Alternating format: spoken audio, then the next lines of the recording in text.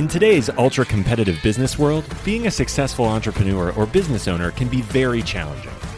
Fortunately, contemporary times have blessed us with resources for tackling those challenges and getting us to success more quickly than we could have imagined.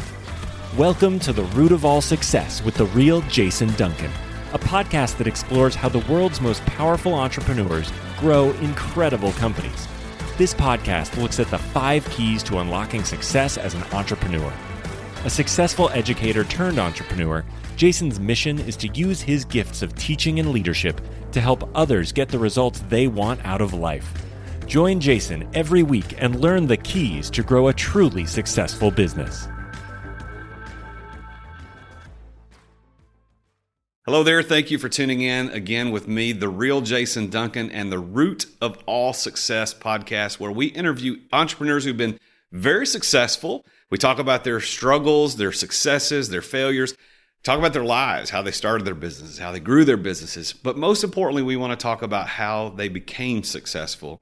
Because I have a theory. I have a theory that says that there are 5 things that every successful entrepreneur has, and there are keys in their life and their business that led them there. So we're going to see in this podcast if my theory is correct. So that's kind of what we're doing today. Now we're coming to you, for those of you watching on YouTube, we're in the Matador Room at the Standard at the Smith House in Nashville, Tennessee. So if you ever come to Nashville, you got to come to the Standard. It's a private club, one of the top 5 cigar bars in the country, one of the top steakhouses here in the Nashville area.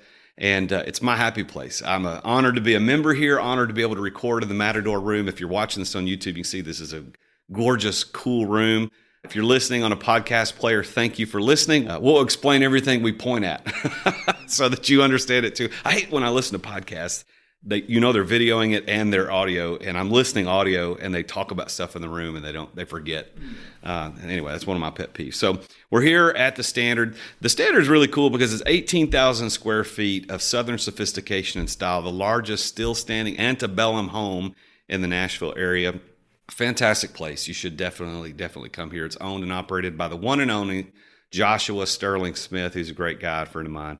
And this podcast episode today is sponsored by Energy Lighting Services, the LED project experts. Energy Lighting Services specializes in retrofitting commercial buildings all across the United States with LED lighting systems, and they do that as a way to increase cash flow, because we all could use a little more cash flow. And why would you keep spending more money on your electric bill than you need to when you can put LEDs in and it doesn't cost you any money out of pocket? Provides immediate positive cash flow from day one. So look those guys up at energylightingservices.com. Call them at 855-270-3300.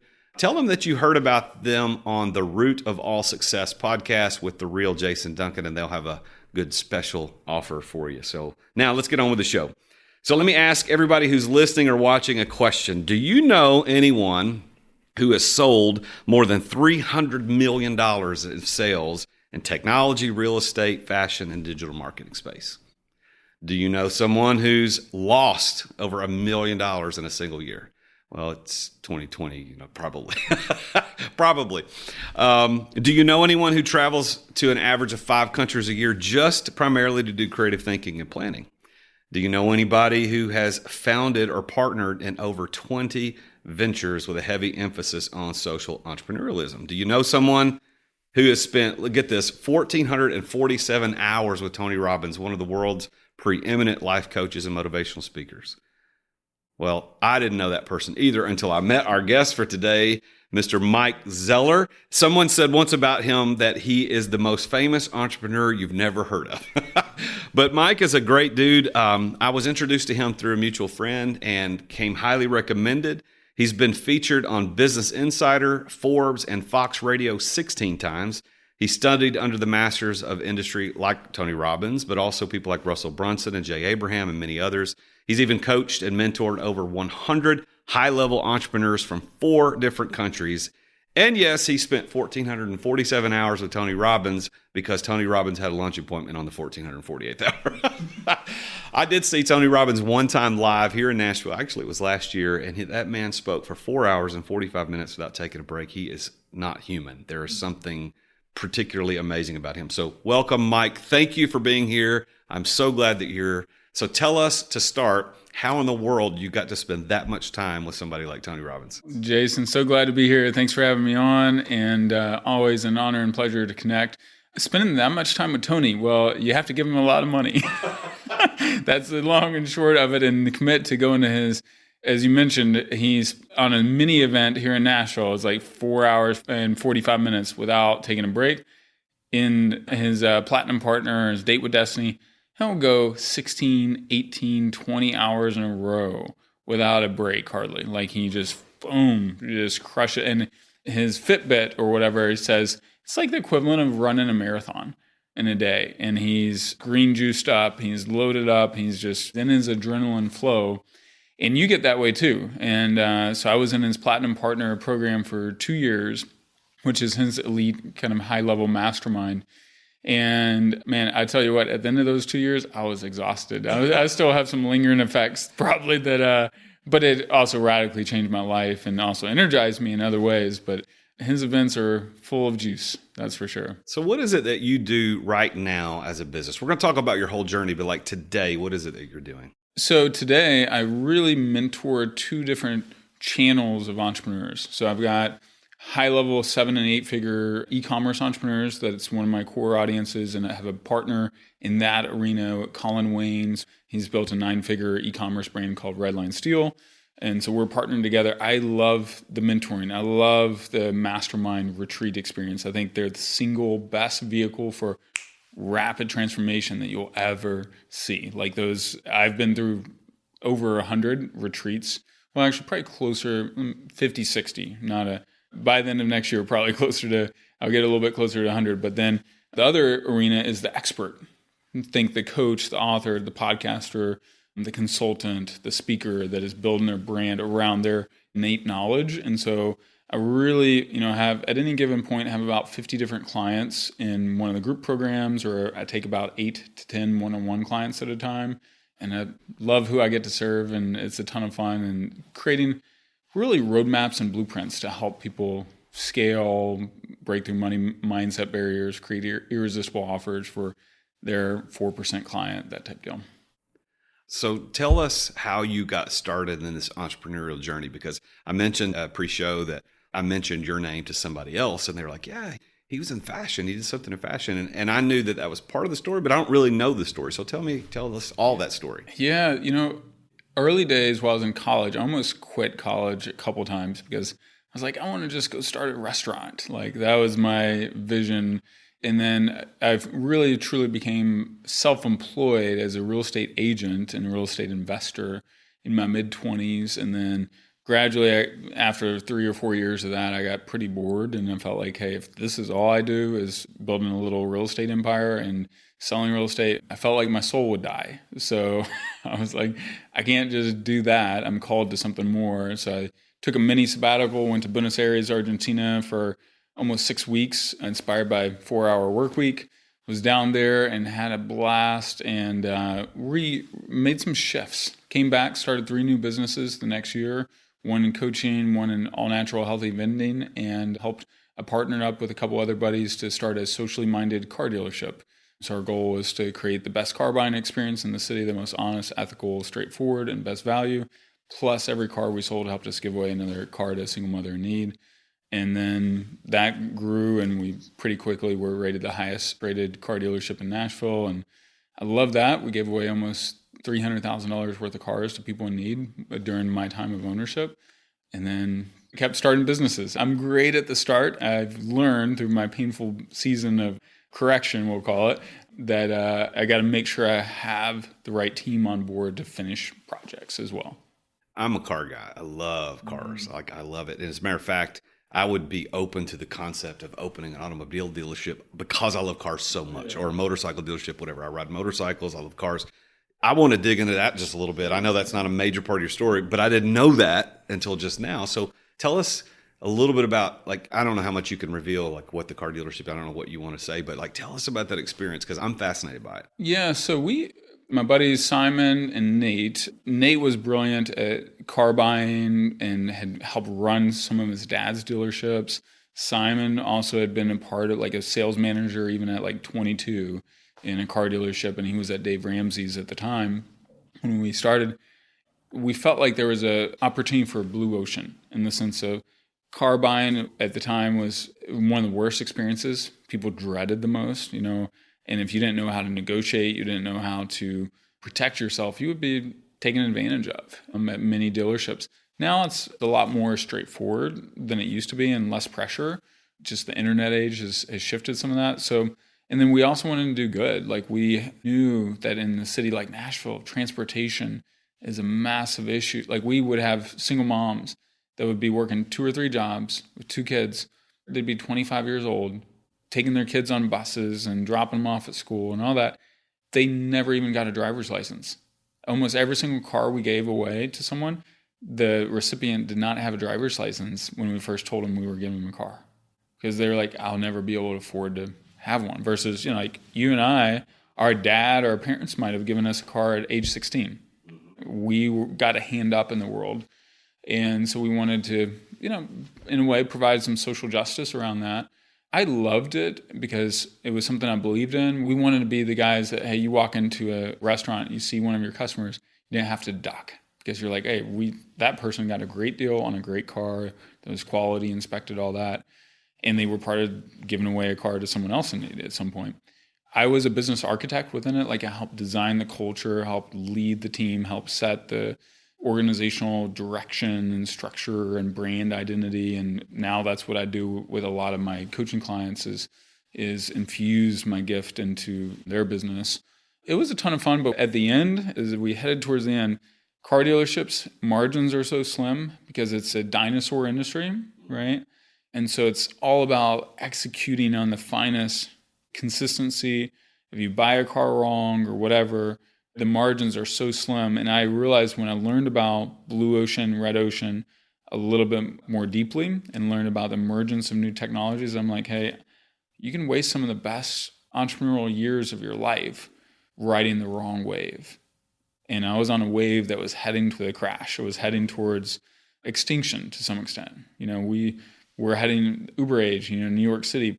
Parking centers are like 40% vacant, especially now, right? Like, heck, I used to own 3 cars. I own 1 car now, right? I'm like, why do I need 2 cars for my wife and I? Like, I actually do want to get another car. Like, I love to get another Tesla or this Porsche Taycan, the all-electric one at some point.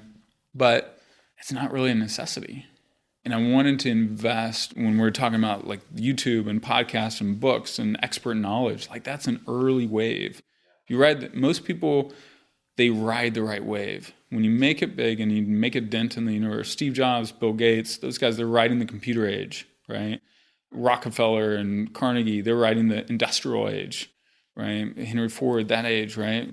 The new age is like human longevity, it's anti-aging, it's robotics, it's cryptocurrency, it's digital transformation, it's expert knowledge, like personal brand is still very early in the industry.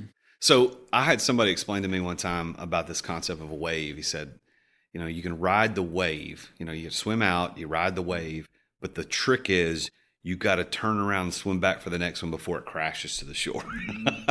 And it pains me, but I know you're telling the truth. It pains me to know that the idea of the car dealership and cars in general is changing to the point of that might not be something that my great grandkids ever. I think my kids, I got a 20 and an 18-year-old, and I think their kids are still going to be car culture. They'll still be part of that. But man, I don't know that third generation from now is going to deal with that. No, I mean, we're one of the last few generations that will actually regularly drive.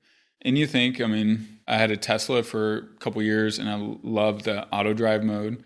And I'm a driver, and I had ludicrous mode, and I'd hit it hard when I need to or when I want to. But I also really loved not having less stress, not having to focus as much when you're driving. And you think with technology, they already have driverless flying drones. Uber has driverless flying drones in like Dubai that they plan on bringing to like Dallas and Los Angeles by 2024. Like these things are coming down the pipe. So on a practical side, if my time is worth $1,000 an hour, why would I spend it driving? Why would I spend it doing a $20 an hour activity, except for pleasure, right? Like maybe I have a Porsche I go out on a weekend with or whatever, right? But it's not going to be for my daily commute. Yeah, well, we just connected on another level. You don't even know it. is that I have my whole life wanted a Porsche. I grew up, my dad raced when I was a really little kid, and before I was born, he kind of, on the weekends would drag race. He had a Volkswagen Beetle. And then, of course, for those that know, Volkswagen and Porsche came from the same person, Ferdinand Porsche. So all my life, I've been surrounded by Volkswagens, and I've restored several and showed them and sold them. I haven't had one in a very long time, but it always fed into, I want a Porsche one day. And so I've never in my life ever until this year made a material goal about something I want to buy. You know, I've got activity goals, but So when are you going to buy it? and so in 2021, my goal is to own a Porsche 911. And I actually, to that extent, I actually have already gone to the Porsche dealer locally and placed the order. It's Put the deposit down? No, the way they do it doesn't require the deposit because the one that I want is only allocated so many times to so many dealers. Which one do you want? It's the Targa. Yeah, the Targa. So it may be 14 or 18 months before I get an allocation. So you build it, you get it ordered, so to speak. And then when they get an allocation, they go to the top guy in line. Whoever's the top one said, "Okay, yours is ready. You need to put down a deposit. We'll have it ready for you." So you and I just connected but I'm a driver. I like that. So I'm sorry to get us off on the car thing, but I didn't really know that about you. And I'm a huge car guy. So now, but that's not what you do today. Today, your primary day-to-day, you're spending 40, 50, 60 hours of the loving time of your week that you love to do things working with entrepreneurs. Is that right? Yeah, and then creating some of it's like this morning I edited my first book called Find Your Genius. So I finished that up, sent it to the editor, said, "Hey, I'm done with first round." So I'll spend 2 or 3 hours a day typically working on my own stuff, my own content, my own branded processes. Like I have the 5 S's: system, structure, strategy, support, and sales, or the 6 core roles of business owners. So I love, in terms of my creative output, I might coach roughly 50% of a day, like 4 or 5 hours, but then I'm doing other stuff. I'm on podcast interviews, I'm creating stuff, I'm writing, creating partnerships, working on a sustainable wine brand is another project, side hustle, so I'm always working on something new. So Well, and that for people like you and me, that's what kind of trips our trigger, gets our juices flowing, gives us energy. And that goes to your zone of genius that I love on your website. What you talked to me, one of the first times we talked, was this concept of this zone of genius. Could you tell us a little bit about that? Yeah, what I've found, even in my own quest, right? Socrates said, "To know thyself is the beginning of all wisdom." King David said, "Hey, it's better to have self-control than to conquer a city." D. Hawk, the founder of Visa, found in research with Harvard that the very best leaders of any organization focused more than 50% of their time leading themselves. So where do you start with leading yourself? Knowing yourself. Like, hey, where am I a freaking badass at? Where do I actually suck ass at? Like, we all have those areas, and sometimes we're not honest. Like, I got myself in a cesspool of crap at one season because I was playing in my suck ass arena too much. So I've found that there's 4 quadrants. You got to know your unique abilities. Like, hey, your unique gifts. Where are you naturally like, man, this comes easy to me, and it's not easy to, John over here. And then where do you have this hotbed of key relationships where you just naturally have attracted people in this one arena? Like I noticed I had a ton of relationships in the author speaker space, and then a ton of relationships in the e-commerce space, right? So that's like some clues. And then the third area, your key life experiences. Like where have you been through a journey or two that have also, there's a bunch of clues over here. Then your fourth area is your values and passions, which is almost like your filter. Like I'm for this and I'm against this. And this lights me up and this brings me death. And so when you compile all that, you've got the greatest accumulation of clues about who you are and who you're meant to be that you can ever possibly have. I've never seen a process more comprehensive and giving you clues. Doesn't mean you're going to figure it all out right away. But then you're like, I got all the clues on the table finally. Not just like the problem with a lot of personality tests or a lot of assessments. They just give you one little set of clues and then they don't combine it with the rest. That's good. So now when you're working with entrepreneurs to help them find their zone of genius, really this podcast is all about the root of success. Like how does success grow and how do we achieve that? So I ask this question to every guest because I'm interested in their answers because you never know where they're going to go. But success as a concept, we're going to talk about your definition of that in a minute. But my first question is, do you consider yourself successful? And if so, why? And if not, why not? Yeah, I think I would consider myself successful in the sense of I'm living my purpose, making the impact I'm called to make. I've defied the odds and the obstacles in certain ways as well, right? Like when we go through setbacks and trials, those help remake you. So I would say, yeah, my definitions of success is you're doing what you're meant to do, you're giving it your best, and you're making progress, I guess. I think that's the simplest way. Well, success is a huge interest of mine in studying it from a theoretical standpoint and practical, which is why I'm hosting this podcast, because I want to talk to these entrepreneurs who have achieved success like you in a major way and help listeners to connect with that and say, okay, yeah, I started in this place and I too can get where he or she is because I see the path that they took to get there. So in success, what I found was just like what you said, is that the dictionary definition, true understanding of success, is about achieving your desired results. Like, what goal did you have? If you achieve the goal, that's success. If you haven't yet achieved it, you're on your way. And if you can't achieve it, then give up. Like, move to something new. Like, don't continue to double down on the thing that you're never going to succeed in. So success, unfortunately, is related a lot of times to people. They think about it in terms of finances, wealth, material possessions, etc. So to that end, because I know that people are curious, are there certain financial metrics that you could say, because I know I got your website open right now on my laptop and it, over 300 million in sales, there's at least one point on there has a financial kind of a bookmark. Like, I know what I'm talking about. I can coach you. So give our listeners and viewers a little sense of the level of financial and wealth and success that you've achieved so that they know, okay, this guy really is legit.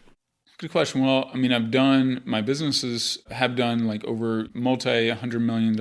I don't know the exact number anymore, but say over 300 million is where I've been at. And that includes, I'm blessed in the sense the number is bigger because I sold a lot of high ticket items. So that helps. But like I went through a season in 2018 where I lost, $500,000 in my net, just hit hard right when I was getting married. All these things, and then I had some assets that were illiquid, right? So I have 3 private companies that I own 50,000-ish shares in each, one of them a little bit less, but they're all worth $20 million to $60 million, those companies that I couldn't liquidate those. So I'm hit hard with a cash crunch.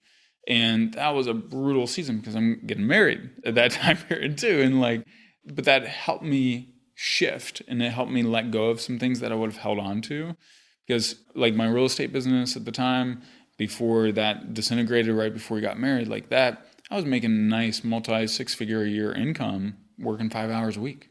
Then I had other businesses that were generating other streams of revenue, so I've done well, but I feel like my next 6-7 years are the time that the harvesting. I've been planting a lot of seeds and learning a lot, and wealth for me is also the quality of your life. Even in that season, 2018, 2019 was brutal too. This year has been my best year yet. I went to Europe each year for 5 weeks or more. 2020, we went to Europe for 8 weeks in the midst of a coronavirus pandemic. So our life quality, even in the midst of stress or even in the midst of dealing with problems, I'm going to ensure that we have a good life quality in the sense of adventure and recognizing and experiencing the beauty of the world. And God has created this world for us to enjoy and savor. So let's do it in the midst. Because whether you have a year that you make $20 million or a year that you make $1 million or the year that you lose $1 million, hey, that's temporary. It's all temporary. It passes. The next year's another thing. I love it, man. Listen, we're connected on so many different levels. I love that you defied the fear and still traveled in the midst of COVID. I love it. It's my wife and I, we didn't stop. We keep going because you get what you focus on in life, and you're focused on being afraid. You're focused on negativity. You're focused on those bad things. You get that. You cannot be successful when you're focused on fear. Yeah. It is impossible. No. So let's dig in. Let's dig into success, specifically with Mike Zeller, how you achieved success. So my theory is that there are 5 specific keys, and I organize them into 5 P's. And the first P is passion. So I believe, and I want you to tell me what you think, because you certainly are free to disagree with this or give me your perspective, but I believe that passion is the first and most important key to any success for an entrepreneur, because passion doesn't just mean being excited and you're connected and you love it, but it's about I am willing to endure and struggle. Because the word passion, if you look at the etymology of the word, we refer to the passion of Christ. It wasn't that he was excited to go to the cross, but he was willing. And that's why we refer to it as passion. So you mentioned in your story earlier that when you were doing real estate, it's like it was great. You had made a lot of money. You didn't have to work often, but it didn't sound to me like passion was a part of that. But today I see a different spark in your eye and hear it in your voice when you're talking about coaching and mentoring and writing books and creating content. So tell me what you believe about passion as it leads to success. Yeah, it's certainly a fundamental prerequisite, and you can read books like Just Start by Leonard Schlesinger, who was a Harvard Business School professor, and now he's the president of Babson College, the number one university in the world for entrepreneurship. And one of the things he puts in there is you have to have enough passion to persevere through the toughest moments, the resilience, the grit, because you will be hit hard. You're going to be, Mike Tyson said, hey, everyone, what did he say about getting punched in the face? Until they get punched in the face. Yeah, you're going to get punched in your face, especially in the early seasons of any venture. Man, there's going to be multiple times where you're going to get knocked down, and the identity of the venture, it's going to be on this teetering point. You can let go of it and it's going to die, or you can persevere and you can pick it back up and you can go forward. No matter the best ventures, like Jeff Bezos Amazon was almost bankrupt in 2002, and he was almost done, right? And there was multiple times. Elon Musk launching SpaceX. They had 4 failed rocket launches, and they literally had to scramble to put together the very last rocket launch. And his investors said, Elon, we are absolutely done. This doesn't work. We're out. Like, they had gone way over budget by hundreds of millions of dollars, right? So it's got to be there. You got to have enough. And the passion is the inspiration. It's the why. It's the heart, the soul behind it. So if you don't have it, it's, your heart's not in it. I tell people that I coach and consult with, and when I speak, I use this analogy a lot, that for the life of an entrepreneur, there's this invisible horizontal line that only he or she can see in their life, below which, if you go below that line, you're out of business. But you are the only one who knows how close you are to that line at any given time. And so for an entrepreneur, passion is the ability to be right on that line a lot and still endure and still push forward. So I see your passion in what you do because it provides a quality of life for you and your wife. And do you have kids? Not yet. One on the way. Oh, see that passion that you've got to endure, to teach and train and mentor and do symposiums and to do retreats is going to lead you to success. So the second P, I believe, is about place. It's about your place, being at the right place at the right time. First of all, do you agree with that as a concept of leading as a key towards success? And if so, talk about how your right place at the right time contributed to your success. Yeah, 100%. I think that's part of my zone of genius process of finding, hey, people that do exceptionally well in life, yeah, they're exceptionally gifted, but they're in exceptionally the right place over and over and over again, right? Like Bezos, if he stayed working for the guys he was working for on Wall Street, wouldn't have done what he's done. Elon Musk, same thing. If Elon Musk was stuck, Nigeria or South Africa or whatever, another part of the world, he wouldn't have had the same opportunities. He moved to the US when he was like 19 or 20 and slept on sofas and things like that. Like, he gritted it out and put himself in proximity. So proximity is important, which is referencing the right place, being in the position that aligns with your skill set and your passion, like deep alignment. I've found people that do exceptionally well, they're in deep alignment, and their team is in alignment. Like, you look at great basketball teams, great football teams, the Patriots of the 2007 Patriots, perfect season. Man, they were humming on all cylinders. Brady had his best year yet. Randy Moss, the defense, Belichick. They are deeply aligned on all fronts and able to, like, mantra of the New England Patriots, do your job, not someone else's job. Do your job. That's right. So the right place at the right time for you was where? Like, where were you that said, okay, you could look back now and go, had I not been there, I wouldn't be successful? Yeah, I'd say the right place. I feel like I'm one of the world's best at getting a business or a concept off the ground and developing out a brand identity. But I need the support team. I need like an ideal finisher, a COO, someone that brings things to completion, because by the time something's 80% done, I'm bored. I want to move on and start something else. Like the excitement is in the creation process and tapping into that creative ideation and energetic creativity. So right now I get to do that with there's a never ending stream of concepts of challenges that the entrepreneurs that I mentor face, whether it's cash flow, teams, all these other things, supply chain, branding, positioning, offers. I get to work through a lot of that with my clients. And right now, I believe it's the mentoring side. I've read close to 2,000 books. I've been to 100 different events and conferences for entrepreneurship, leadership, marketing.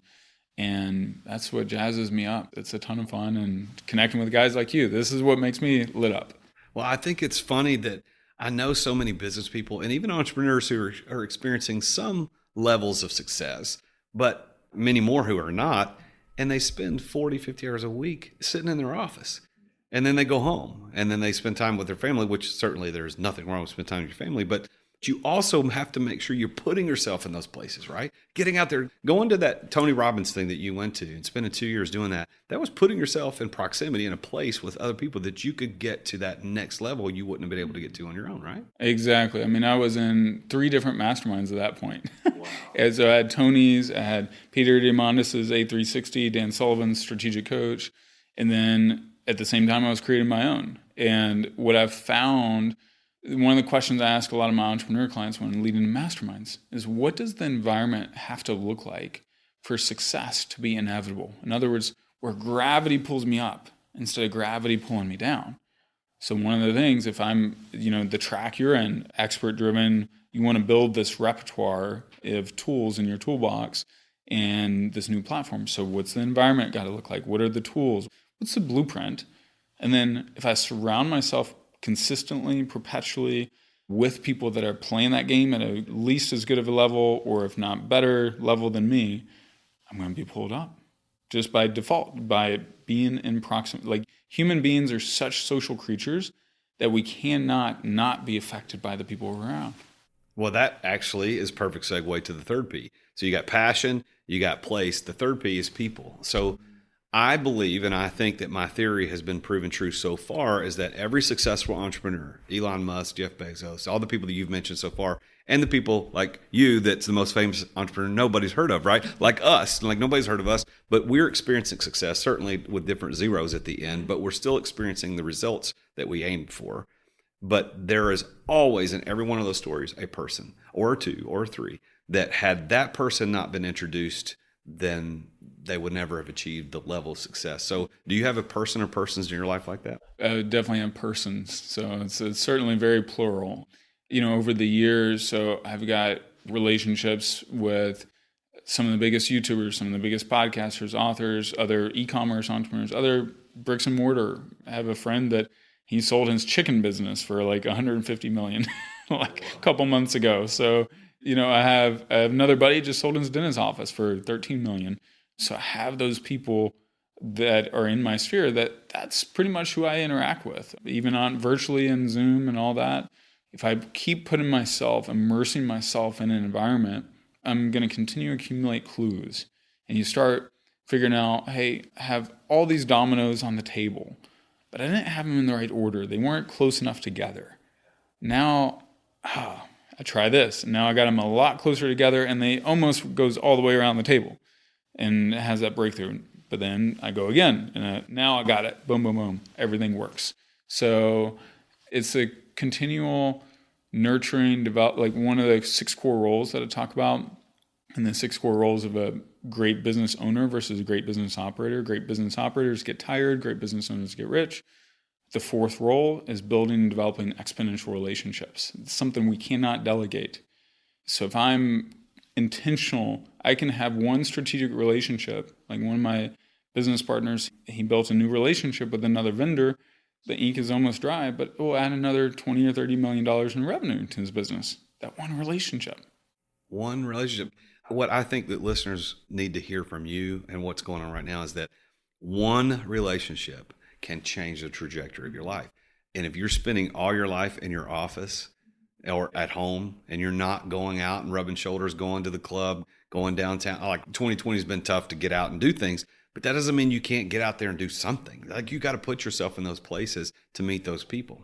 So the fourth P is preparedness. So the way I kind of position this, Mike, is that, there's passion, there's place, there's people. And then there's the fourth piece, preparedness, in that you got to have the know-how. So here's what I'm looking at your story, listening to your story. You're coaching high-level entrepreneurs. You're mentoring high-level entrepreneurs.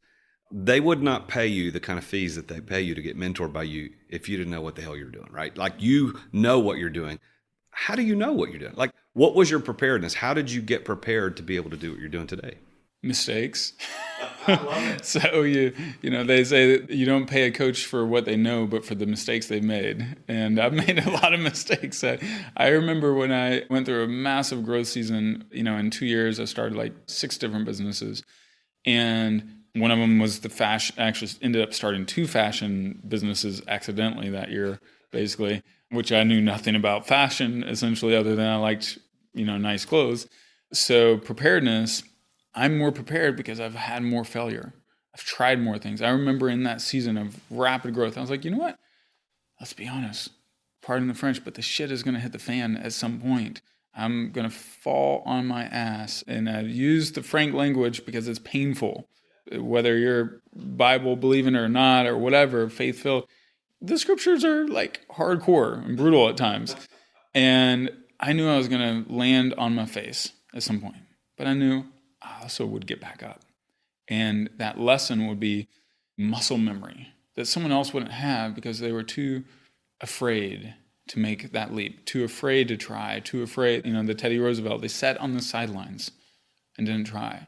Michael Jordan said, hey, I miss every shot I don't take. So I'm like, I'm going to friggin' find my edge, find my limit. And then I'll regroup. And, this next decade is going to be my biggest growth season. But impact, financially, fun, all those things. It's going to be a ton of fun.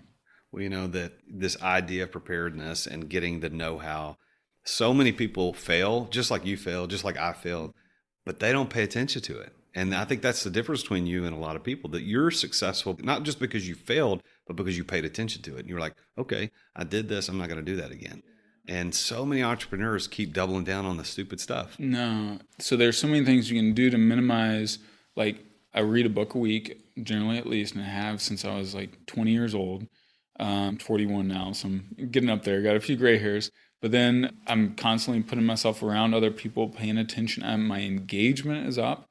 The old 10,000 hour rule. And actually, I think with the right environment, you can shorten it to 1,000 hours if you have the right level of engagement and intentionality. So those things are also true. Like, that's where masterminds and coaches and mentors, like, you've got a great coach. It sounds like, hey, what might take you 10 hours of some of it just dumb mistakes, he or she will help you minimize and avoid at least half of the dumb mistakes. You'll still make some dumb ones, even with the best coach, but you'll make less. Yeah. And I'm glad you mentioned that too, because I know it's kind of self-serving to both of us because we both coach and consult people, but the fact of having that coach will push you to places faster than you could go on your own. The coach that I use right now, well, I've got 2 actually, but one of them specifically I'm thinking about. I was talking to somebody about him the other day. I said, man, he's a slave driver. It's like every time we meet, he's like, did you get everything done that I told you got to do last week? All of that stuff I would have done eventually, but it might have taken me a year or 18 months to accomplish what I've accomplished in 6 weeks. So I love what you just said about the 10,000 hour rule. I think that was Outliers, Malcolm Gladwell. Is that where that came from? And he said it's 10,000 hours. But I love that you're subscribing to the school of thought that with the right environment, you can shorten that. It doesn't take 10,000, because I think a lot of people read that and they go, well, hell, I don't have 10,000 hours to invest in it. So I just might as well accept mediocrity. And I don't think you should do that. So the last P, Mike, is plan. And it's not business plan, because that's what everybody thinks I mean when I say business plan, because there are a lot of successful entrepreneurs. I'm one of them who succeeded to the tune of multi-millions without a written business plan. So that's not what I'm talking about. What I am talking about is the ability or strategy to obtain and deploy financial resources. That's the plan I'm talking about, because business plan you can succeed with or without it. And in fact, I don't think it has any bearing specifically on success. That's my personal opinion based on interviews of lots of successful entrepreneurs. but I cannot point to a successful entrepreneur who did not have a strategy to obtain and deploy financial resources. So tell me what you think about that and how that played in your story of success. Yeah, I think plan's important and it's valuable. And if you fail to plan, you plan to fail, they say as well. And so having the vision and plan kind of tie in together. And if you go, like one of the exercises that I take people through is a Claim Your Power NLP process. NLP stands for Neuro-Linguistic Programming, which is how our language patterns are programming our feelings, programming the way we interpret, the meaning we attach to things. And one of the things I love to do is take people towards, like, go and experience. Let's say you want to make $100,000, or you want to make $1 million, or you want to get this book out, or you want to get your Porsche, whatever it is. You go and you visualize yourself actually having it, experience it, drive it, taste it, smell it, touch it, hear the sounds, see the sights, just visually, kinesthetically get connected to it. Driving down the highway, maybe you're in 120 miles an hour or whatever. Don't tell anybody. Yeah. One time with my dad, I got up to 134 miles an hour on Christmas Day. Anyway, that was in an Audi that I had at the time. But we normally would not do that. But it was Christmas and the highway was clear. So you're experiencing what you want to experience, and then you reverse engineer all the way back to the present day. It's called a timeline exercise in NLP. So you get it connected, experience it all the way back to the present day, and guess what? It's like your goal, your desired achievement, your plan.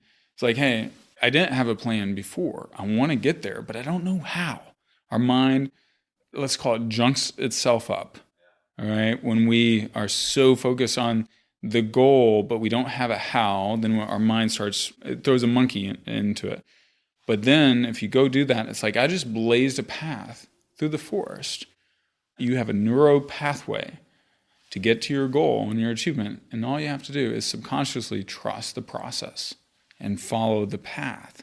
One of my best friends, he was my best man at my wedding, he was here at Vanderbilt. He was stuck on his dissertation for his PhD in entrepreneurship.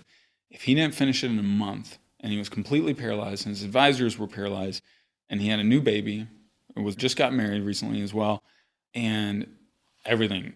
He would lose his high-paying professorship job at top university in the world if he didn't get this dissertation done. We do this exercise on a Saturday afternoon. He was the first guy. I had just gotten back from my NLP training. He was the first guy I took through it. And I'm like, Matt, I think I can help you. Take him through it. By Tuesday, he had more clarity, more confidence, and more momentum than he'd had in the previous 3 years. And he got it done over the next month and graduated on time. And I see that, like, you got to build. It can be written. It can be mind mapped. It can be visualize and meditate. There's so many different strategies, but your mind has to have confidence and see enough of the pathway. Doesn't mean you have all the answers. You don't know where it's going to come from, like the money, right? Like, I'm launching a wine company. I don't necessarily know how much money I need, where it's all going to come from. I have ideas, but I'm taking the next step. You just got to take the right next step and not let your mind get monkeyed with the how. That's good. That's good. Well, as we kind of finish our conversation, as we land the plane, so to speak, talk to the listeners and viewers about, as a coach and an entrepreneur and a coach who coaches entrepreneurs, what would be the one or two pieces of critical advice you would give if they say, look, I want to get to success as quickly as possible? What one or two pieces would you say? Feed what you want to live and starve what you want to die. So over and over and over again. So, like, if your eating habits do not support your success, cut those out. Cut out the fried chicken. I want Hattie B's fried chicken sometimes. I do not get it. I am cutting out French fries. I've cut out French fries. So cut out the excuses. Cut out the patterns and put yourself in proximity. Feed what you want to live. Starve what you want to die. I'd say then the second piece, be hyper intentional about your tribe. Like, again, that question, what has to happen for success for me to be inevitable? Be an environmental designer. Most of us, we have created our environment, but we've been haphazard and unintentional about it. So the consuming of information, the news, whatever we're reading on ESPN, etc., our focus. Elon Musk has the same 24 hours I do. And what he produces and what he consumes is going to be different. All right. So be an environmental designer, reverse and design the environment that will make what I want to achieve inevitable and what I want to experience. Same thing for financial or business success as it is for spiritual or health or romantic success with your spouse or significant other or your family, right? You got to design the environment. That's really, really good.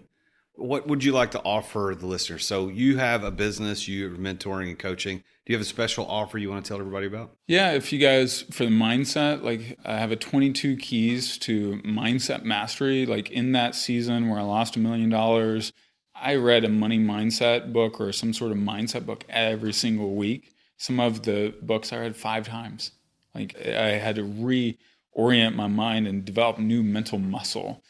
And the way to think about mindset is like, especially if you've been through a couple of things or you're facing some tough times, the obstacle is the way. Meaning, all right, Boeing 737, do you know how much it weighs? 485 tons. So how do you get that big bird into the sky? It's got to face enough resistance. The wind is actually the resistance, meaning the wind has to lift it up. It forces it up because it has to get enough power in the resistance. So that's what causes it soar. So, my season of remaking myself, that caused me to soar, right? So whatever you're going through, or if you want to master something, you got to go deep. So the mindset mastery is great. I've also got the zoneofgeniuscourse.com, which is about finding your unique pathway for wealth, fulfillment, and impact. And I think it's a really amazing process that is the most comprehensive process I've ever seen for knowing who you are and what you're meant to be.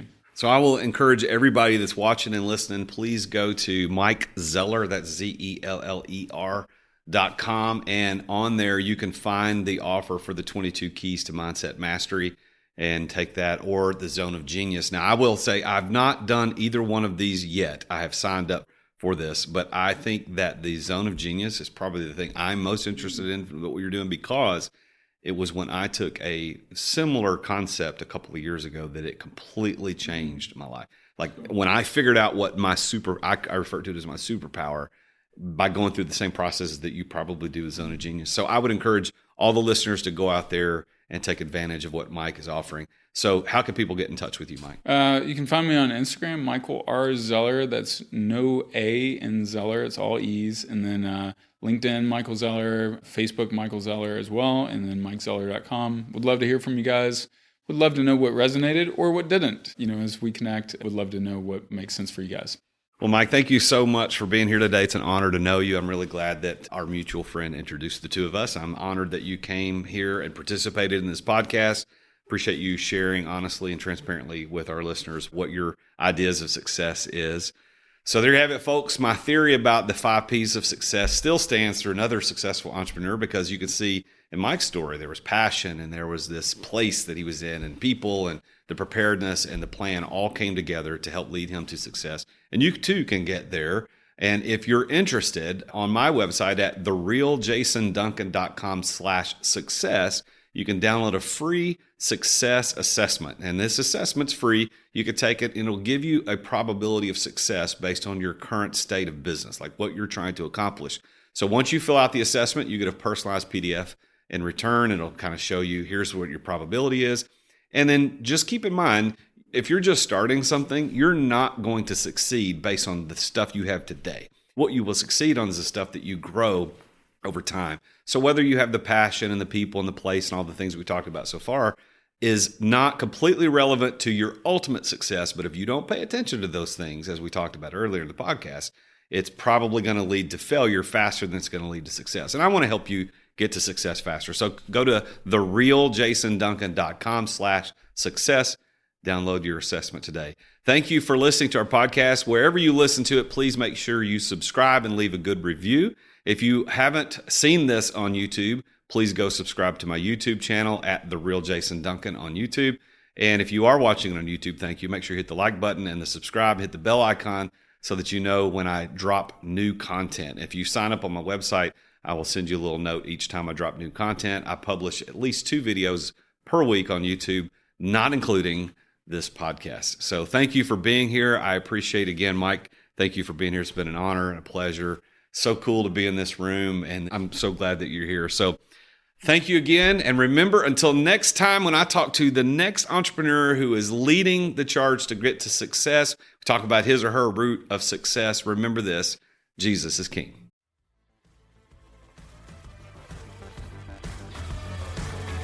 Thank you for listening to another edition of The Root of All Success with the real Jason Duncan. If you've enjoyed this week's episode, we invite you to visit therootofallsuccess.com to access the show notes and other helpful resources. Take charge of your business. Grow it from great to incredible. Join us again next time here on The Root of All Success. This podcast is a part of the C-Suite Radio Network. For more top business podcasts, visit c-suiteradio.com.